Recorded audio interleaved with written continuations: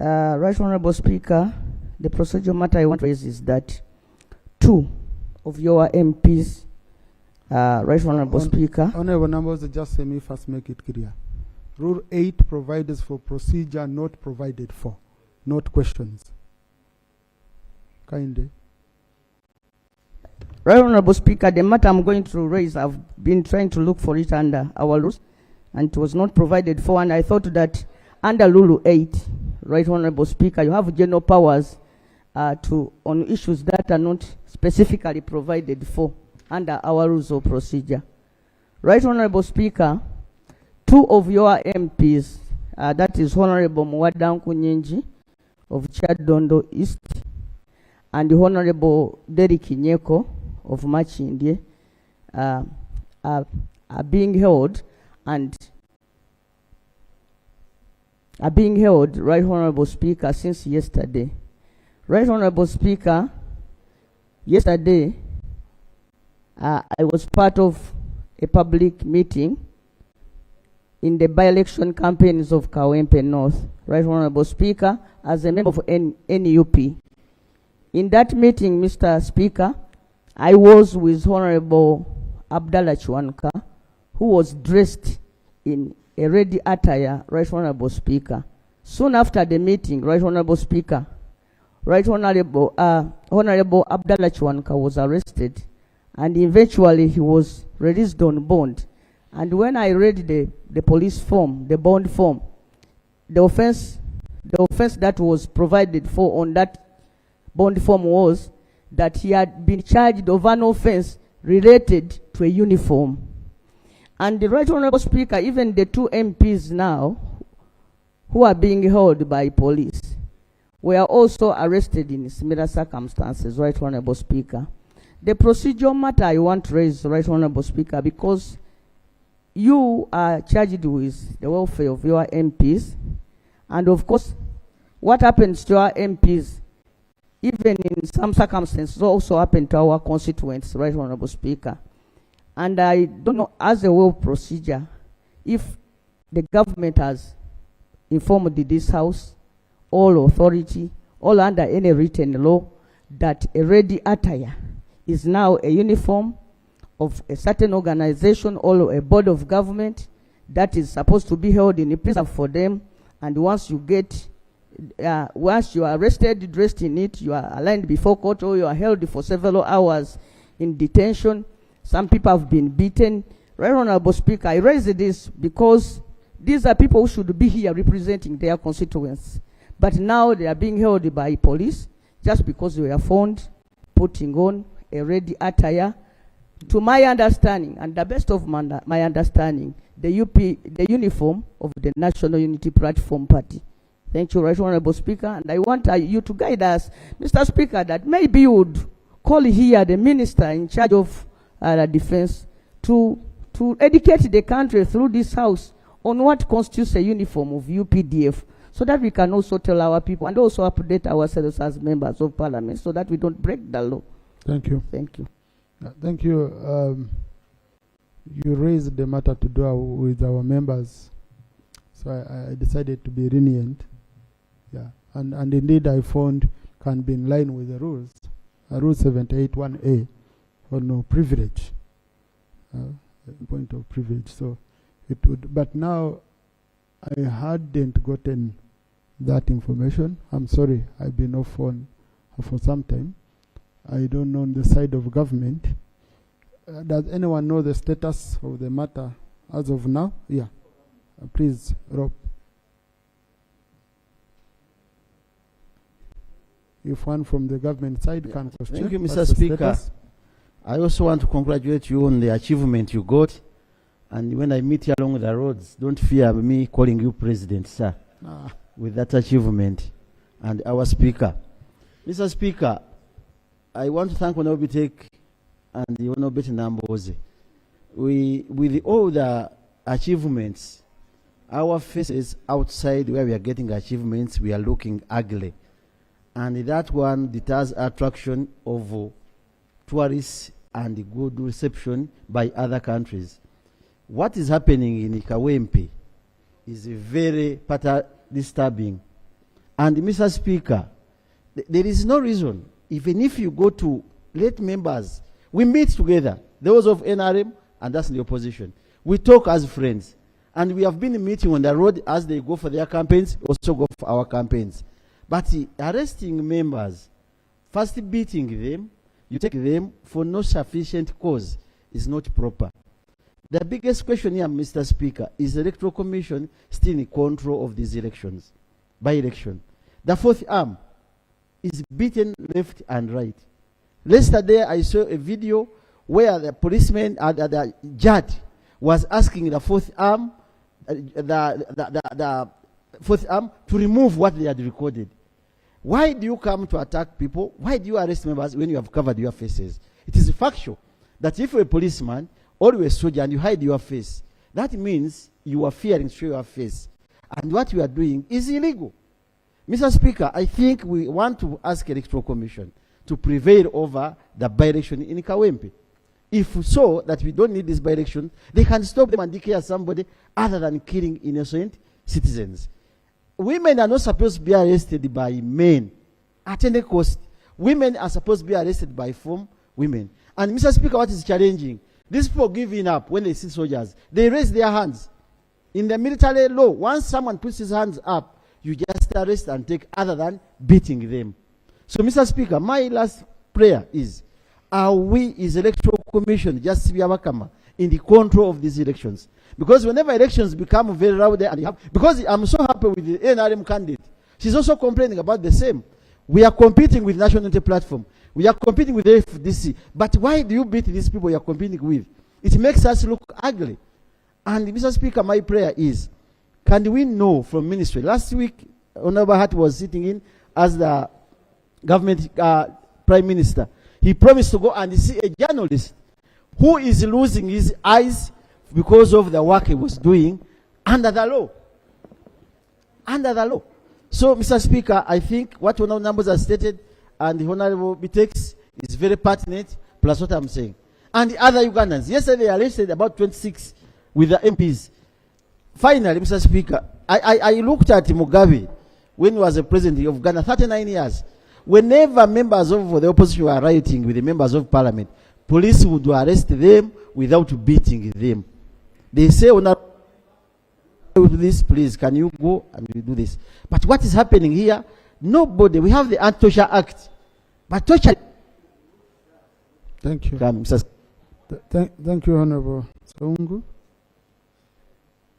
You know, some of the things I see and I ask myself, what's wrong? Who provoked this? And sometimes, I think these are people who even are against the state. I don't think, like that journalist whom I saw being operated in the eye, I don't think the person who did it loves his government. Because they are destroying the image of the government. Some overzealous people. I really ask myself, what would provoke you to get a journalist and you hit them? I saw pictures which my eyes couldn't tolerate. And so, Honorable Hart, are you? Let's first get a response. I will allow you. But as Honorable Hart comes, Honorable colleagues, in the public gallery this afternoon, we have a delegation of students and lecturers from Bishop Stewart University in Mbara District. They are represented by Honorable Mwinempaka Ramirama and Honorable Atkwasa Rita. They've come to observe proceedings of this House. Between me, Honorable colleagues, in welcoming them. You can stand up for recognition. Thank you. Thank you. Honorable colleagues, we also have a delegation of leaders of Chiboga Women's Circle from Chiboga District. They are represented by Honorable Kaya Christine, Honorable Kefa Kiwanuka, and Honorable Mutumba Abdul. They've also come to observe proceedings of this House. Please join me in welcoming them. Thank you. Honorable Bahati, Acting Government Chief Whip.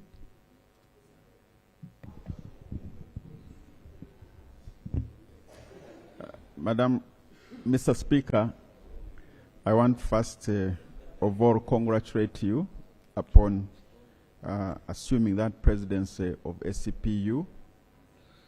and also to say that the commitment you have made before this House that you will follow up on some of the issues using parliamentary diplomacy is a commitment that government supports, and particularly on the issues of trade. We have two issues that we have been engaged in with the European Union. One is one of the rules that you have outlined, referring to deforestation.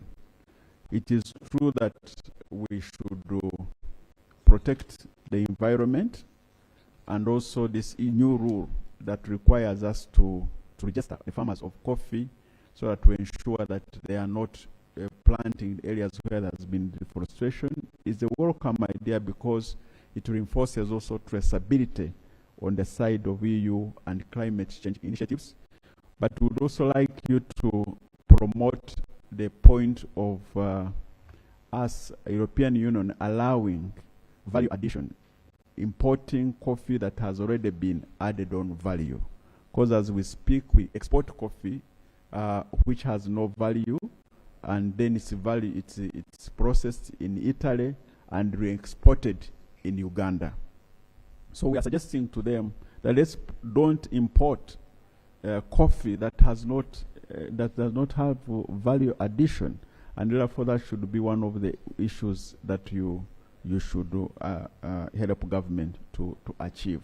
But the trade between Europe and Africa is growing, and therefore we expect that the organization will also help us.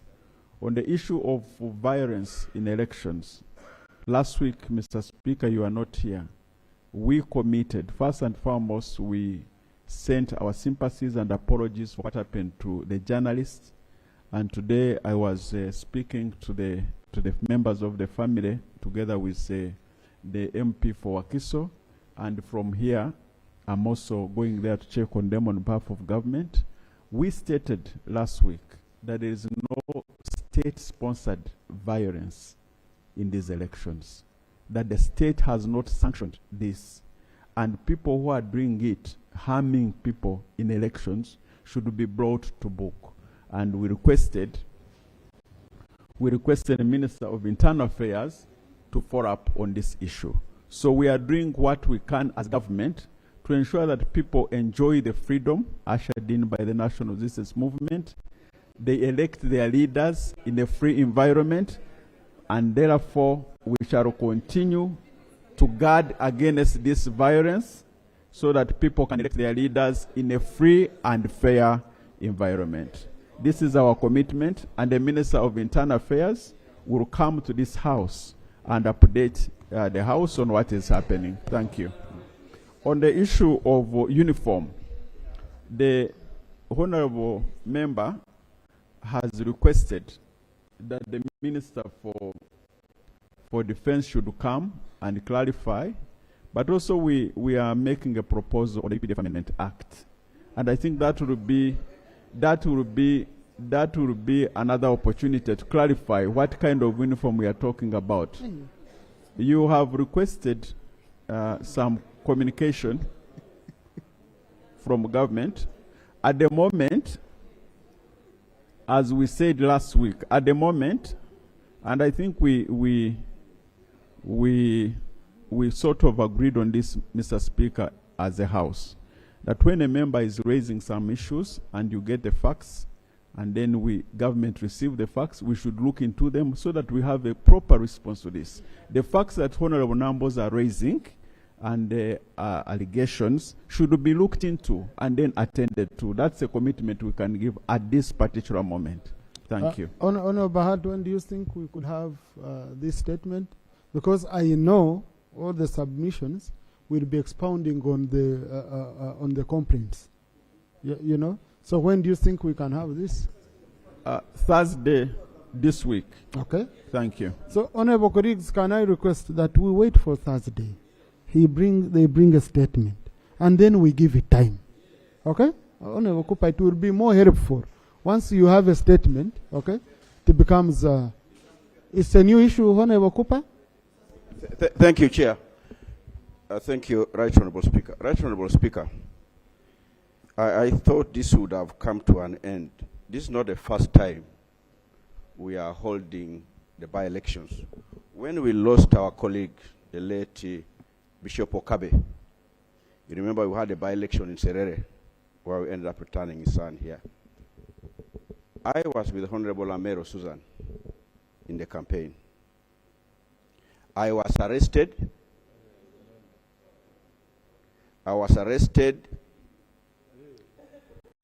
I spent a night in the police cells from 4 a.m. up to 4 a.m. Up to date, I have not seen any charge. No one has given an explanation. And I thought, someone would make an explanation. These matters were raised, but nothing. No response. I hope on Thursday, when the minister is coming, he will be able to provide an explanation as to what was the reason for my arrest. But I want to thank you, Right Honorable Speaker, and the Speaker, for those who reached out to me. A electoral commission tried at that time in vain. I could not get out. So, Right Honorable Speaker, I think this should really stop. This really must stop. We were picked from a church where we're giving the appointment letters to the agents. And Honorable Echero there knows. So, Right Honorable Speaker, it is something which spoils the name, not just the name of the government, but the name of the country. And when we travel, what do you expect us when we ask this question? But because we love our country, we are forced to defend our country. But when it comes to this, it's painful when it happens. Thank you, Right Honorable Speaker. Now, Honorable Cooper, you want people to come here to explain what happened to you. You want them to complete investigations and take you back. Eh? I think yourself and your investigation is still going on. Eh? They might declare they are completed and then tomorrow you're taken. Eh? But it should be, we should have a general explanation just beyond Kawempe. Because this is what I saw for the journalists. It looked really ugly. It looked ugly. Honorable Commissioner, give a chance to the Thank you, Mr. Speaker and the President. Of course, of the ACP, because if I simply call you President, then it could be... Always learn to qualify your statement. Yeah, sure. You don't go. Yes, Mr. President, sir, and Right Honorable Speaker. Right Honorable Speaker, I'm not trying to impeach your guidance on the statement of Thursday. But I think we are leaders in this country, and we should be well educated as to where we are. And I saw my very honorable brother, the Honorable Bahat, very constrained to no end, to trying to hazard an explanation. Right Honorable Speaker, from the last election, those who committed crimes against citizens have never been brought to book, including the gentleman who shot a journalist, Kasirye Ashraf. He's well known, well documented. Kasirye is exiled in the US. The gentleman who shot him was promoted. So we have to speak to ourselves, probably put a big mirror in our faces and agree as to what we are dealing with. I'm very sure the minister will come and make the usual statements. The Kawempe by-election is a rehearsal of hard times ahead of us. And I pray I will be around, Right Honorable Speaker, to remind this House and the honorable members acquainting with violence and state violence that it will not help anybody. So whatever comes on Thursday, there's no rational explanation as to the presence of the military in a by-election. Right Honorable Speaker, I pray that if we maintain UPDF representation in Parliament, we amend the law, and the army votes their MPs from whatever they are in their barracks, and then we see the kind of democracy they exercise. So there's an explanation, and I want to invite this House, Honorable Speaker, with your guidance, that the commitment should not just be about the minister. We need to understand as a people what we are dealing with. We are dealing with an electoral commission that is disempowered. They can do nothing. My brother here, Okupa, could be frog-marched. You'll be frog-marched. You'll be beaten. You'll be disabled. The pretense must stop. If we are intentional on building a democracy, we must speak to what we are dealing with. If you don't want elections, do away with them and rule by martial law. So there's no pretense about statements. It's simply illegality, it's simply impunity, it's been incubated, it's been accepted, and people think it's the norm. As long as you have power, you are powerful, you can get away with murder. People have gotten away with murder. In fact, murder rewards with promotion. National Speaker, you ordered for the minister to come and make a statement on missing Ugandans. The days passed. It's normal. So what about beating some heads in Kawempe out of their wits? You know, break a few skulls and the day passes. It's become normal. And the House of Parliament, that's supposed to be the firewall of the country, is looking on and lamenting. So, National Speaker, I am not waiting for the Thursday statement because I know it's business as usual. They will look at you. In fact, they think they will even sneer at the Speaker. The Speaker will do nothing. Unless all of us, from both sides of the aisle, say, stop this is our country, we shall have ourselves to blame. I'm afraid. Thank you, Attorney Speaker. Thank you. Now, honorable colleagues, this would fit into the debate of Thursday when the statement comes. Let's first get it. Yeah, because you see, our rule 8 on anticipation doesn't allow me to say a minister is going to bring a statement which doesn't satisfy. No, we should first receive the statement, we look at it, and honorable colleagues, there was a mention of our 2 colleagues who are arrested, who are in jail. So I'm going to follow up immediate after here to know their status, and then tomorrow I will update you.